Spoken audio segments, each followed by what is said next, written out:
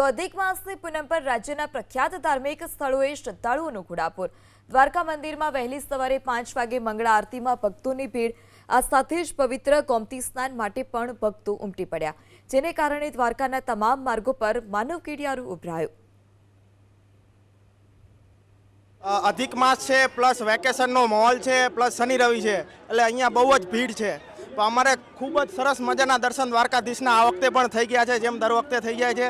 ગોમતી ઘાટમાં બી ખૂબ જ ભીડ છે, પ્લસ અહીંયા ભીડના તમે જોઈ શકો છો કે બહુ ભક્તો ઉમટી પડ્યા છે આજે, અને માહોલ બહુ સારો છે, વરસાદનું વાતાવરણ છે થોડું ઘણું, અને દ્વારકાધીશના ખૂબ સરસ દર્શન થઈ ગયા અમારા બધાને આજે।